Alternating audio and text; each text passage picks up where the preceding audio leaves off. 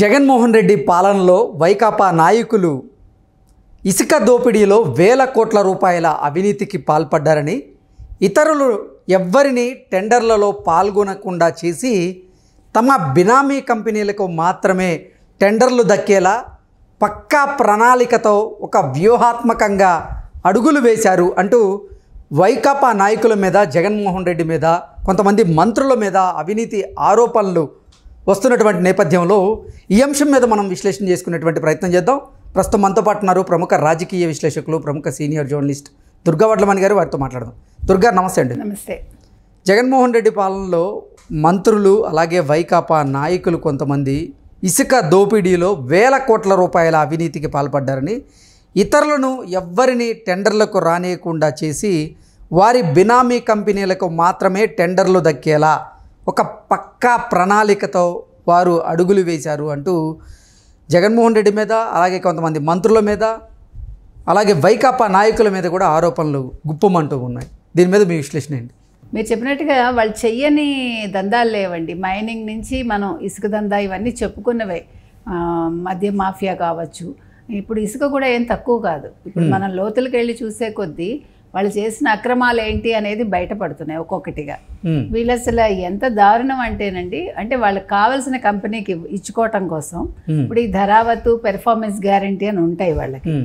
అది 1% మామూలుగా గతంలో అయితే దాన్ని 1 నుంచి 8% పెంచారు.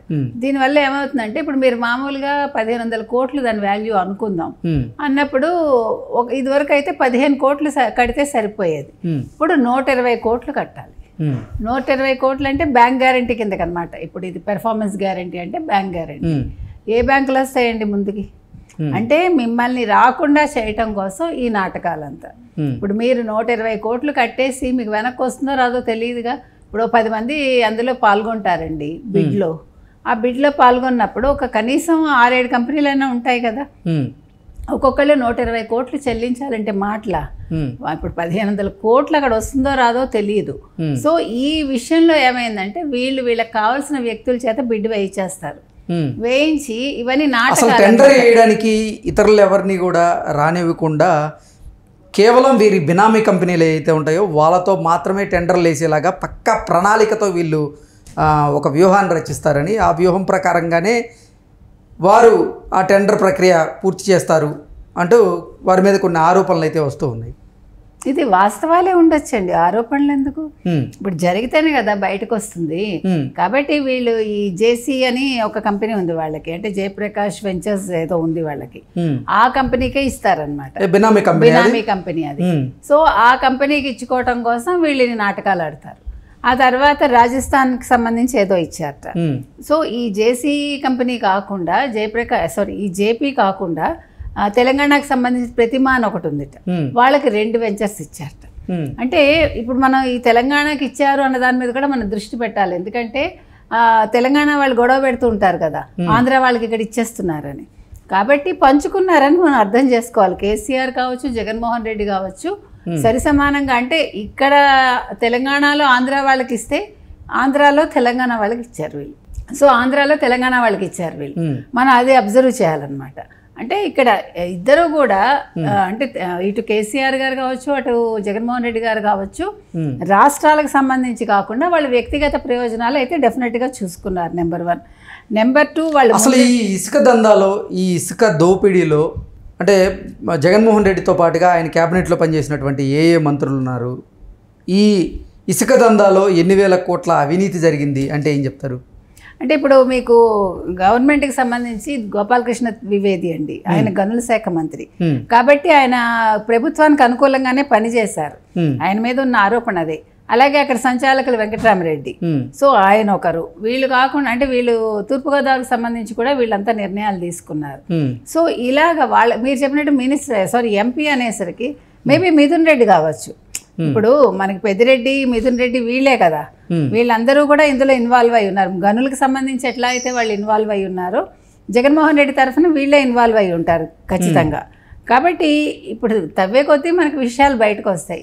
ఎవరు ఏం చేసినా కూడా విషయం చూస్తే మట్టుకైతే మనం అనుకున్నట్టుగా ఇప్పుడు అవినీతి చిట్టాలన్నీ బయటకు వస్తున్నాయండి. ఇప్పుడు ఇసుక ఎంత అక్రమంగా వాళ్ళు తరలించి ఇసుక ఎంతలాగా తవ్వేశారంటే అసలు అంటే అనవసరంగా కూడా వాళ్ళు తవ్వి డబ్బు కోసమే వాళ్ళు చేశారు అనేది వాళ్ళ మీద భారీగా ఇసుక రీచ్లను నిల్వ ఉంచారు. ఇప్పుడు ఆంధ్రప్రదేశ్లో వైఎస్ఆర్సీపీ అధికారాన్ని కోల్పోయినప్పటికీ 1 సంవత్సరానికి సరిపడా ఇసుక రీచులు ఇంకా వైకాపా నాయకుల దగ్గర ఉన్నట్లుగా ఒకంత వార్తలు కూడా వస్తున్నాయి. ఏంటి పెద్ద ఎత్తున ఇసుక రీచ్లను వారు ఏర్పాటు చేసుకున్నారా? ఒకవేళ అధికారాన్ని కోల్పోతామని వాళ్ళు ముందే భావించారా? అందుకే ఇసుకని వ్యాపారం చేసుకునేలాగా వారు పక్కా ప్రణాళికతో ఇటువంటి ఏర్పాట్లు చేసుకున్నారా అంటే ఏం చెప్తారు? వాళ్ళకి అసలు యాక్చువల్గా మన నవంబర్కి అయిపోయిందండి వాళ్ళది టర్మ్. ఇప్పుడు ఎవరికైతే ఇచ్చారో ఈ టెండర్ ప్రక్రియలో అయిపోయినా కూడా వాళ్ళు కొనసాగుతున్నారు. నెంబర్ 1. నెంబర్ 2, వాళ్ళు ఇసుక రీచ్లు అయితే పెట్టుకున్నారు. అయితే వాళ్ళు ఓడిపోతామని అయితే ఊహించలేదండి. జగన్మోహన్ రెడ్డి అయితే కల్లో కూడా ఓడిపోతామని అనుకోలేదు. ఇసుక రీచ్లు ఎందుకు ఏర్పాటు చేసుకున్నారు? డబ్బు కోసం అంతే. ఇప్పుడు పని జరుగుతూ ఉంటుంది. ఇప్పుడు మనకు కావాల్సిన వాడు అక్కడ ఉన్నాడు, వడ్డించేవాడు. ఇష్టానికి దోచేశారు అంతే ఇసుకని.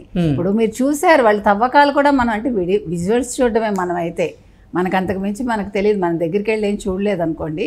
బట్ స్టిల్ మన కళ్ళకి కట్టినట్టు కనిపిస్తోంది అక్కడ ఏం జరిగింది ఏంటి అనేది కదా. సో ఏ రకంగా చూసుకున్నా ఈ ఇసుక దందా అనేది ఈరోజు అంటే మైనింగ్ తర్వాత ఇసుక నెంబర్ 1లో ఉందో నెంబర్ 2లో ఉందో తెలుస్తుంది మనకి. వీళ్ళు చేసిన దందాలు ఒక 4-5 ముఖ్యంగా ఉన్నాయండి. వాటిలో నెంబర్ 1 మైనింగ్, నెంబర్ 2 ఇసుక, నెంబర్ 3 మద్యం, ఇంకా ఏమొస్తాయో వరుసగా మట్టి కూడా అన్నారు. ఇంకా ఏమొస్తాయో మనకు తెలీదు. అంటే మద్యం నెంబర్ 3లో ఉంటే మద్యం అంటే జగన్మోహన్ రెడ్డి పాలనలో గత 5 సంవత్సరాల్లో మద్యం మీదే 2,50,000 కోట్ల రూపాయల అవినీతి అవకతవకలు జరిగాయంటూ కొన్ని వార్తలు వస్తున్నటువంటి నేపథ్యంలో అంటే 2,50,000 కోట్ల కంటే కూడా ఇసుక మీద ఇంకా ఎక్కువ అవినీతి జరిగి ఉంటుంది అని మీరు భావిస్తున్నారా? అంటే అలా కాదు, ఊరికే మనం వరుస క్రమంలో చెప్పుకుంటున్నాం అంతే. మీరు చెప్పిన దాని ప్రకారం 2 లక్షల చిల్లర అనుకుందాం. అనుకుంటే నెంబర్ 1 మద్యమే కావచ్చు. ఇప్పుడు మనం ఒక మాటకు చెప్పుకుంటున్నాం తప్ప ఎగ్జాక్ట్గా ఏది ఎక్కువ ఏది తక్కువ ఇంకా మనకు తెలియదు. మొత్తం ఫైల్స్ బయటకు వచ్చి అవినీతి బయటకు వచ్చింది అనుకోండి, అప్పుడు ఏది నెంబర్ 1లో ఉంది ఏది నెంబర్ 2లో ఉంది అవి మనకు తెలుస్తాయి. అంటే రాష్ట్రం అభివృద్ధి పదంలో నెంబర్ 1లో కాకుండా ఇట్లాగా దందాల్లోనూ తర్వాత అవినీతిలోనూ ఏది ముందు ఉంది, ముందు వరుసలో ఫస్ట్ ఏది ఉంది తర్వాత ఏది ఉంది మనకు బయటపడతాయి. కాబట్టి జగన్మోహన్ రెడ్డి పాలనలో ఆయన నన్ను ఎందుకు నేను ఓడిపోయాను, సంక్షేమాలు ఎందుకు నన్ను గట్టెక్కించలేదు, ఆ ప్రేమలు ఆప్యాయతలు ఏమైపోయాయంటే ప్రేమలు ఆప్యాయతలు ఈ దందాల్లో కొట్టుకుపోయాయి అన్నమాట. అది అంటే జగన్మోహన్ రెడ్డి ప్రభుత్వంలో ఇసుకని దోపిడీ చేసిన వారిలో ముందు వరుసలో పెద్దిరెడ్డి రామచంద్రారెడ్డి అలాగే అతని కొడుకు పేర్లను వినిపిస్తూ ఉన్నారు. ఏంటి నిజంగా ఇసుక దోపిడీ అంటే పెద్దిరెడ్డి రామచంద్రారెడ్డి ఎందుకు గుర్తొచ్చేటువంటి పరిస్థితి ఉందంటే ఏం చెప్తారు? అంటే వాళ్ళు మొత్తం వాళ్ళ నియోజకవర్గాన్ని లేకపోతే ఇప్పుడు మీరు మొత్తం చిత్తూరు నియోజకవర్గం తీసుకున్నారనుకోండి, వాళ్ళ చేతుల్లో పెట్టుకున్నారు, వాళ్ళ కనుసన్నల్లో పెట్టుకున్నారు.